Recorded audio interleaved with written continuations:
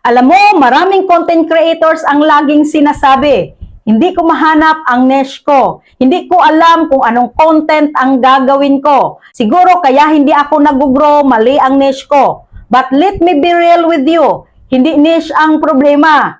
Ikaw ang problema. Masakit pakinggan, pero totoo. Kasi kahit anong niche pa ibigay sa'yo, kung wala kang disiplina, kung wala kang consistency, kung puro duda ka sa sarili mo, walang mangyayari.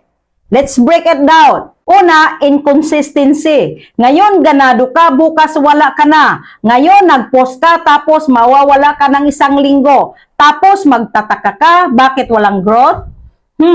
Ipaano ka lalago kung hindi ka nagpapakita? Consistency builds momentum. Momentum creates results. Pangalawa, overthinking. Bago ka mag-post, ang dami mong iniisip. Magugustuhan kaya nila? Perfect ba ito? Baka ma-judge ako. So, ano mangyayari? Hindi ka na lang magpo-post. Idea stays as idea. Walang execution. At tandaan mo, execution beats perfection. Pangatlo, lack of commitment. Kapag hindi nag-viral, hinto. Kapag walang likes, hinto. Kapag walang income, hinto. So, paano ka magiging successful kung konting hirap lang, sumusuko ka na? Success requires commitment kahit walang result sa umpisa. Fourth, comparison. Nakikita mo yung ibang creators, ang bilis ng growth, ang daming views, ang laki ng kita. Tapos ikaw, napapanghinaan ka ng loob. Instead na ma-inspire ka, napaparalyze ka. Listen, may kanya-kanya tayong timeline. Hindi dahil mabagal ka, ibig sabihin mali ka. Fifth, lack of self-belief. Ito ang pinaka-root ng lahat.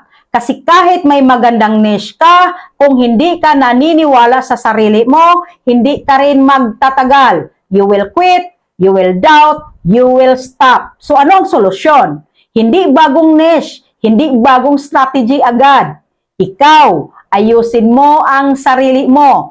Build discipline. Show up every day. Post kahit hindi perfect. Improve kahit paunti-unti. Kasi kahit ilagay ka sa perfect niche, kung hindi ka ready, wala pa ring mangyayari. Pero kahit simple lang ang niche mo, kung committed ka, kung consistent ka, kung may tiwala ka sa sarili mo, ikaw ang aangat. So tandaan mo ito, hindi ka nahihirapan dahil sa niche.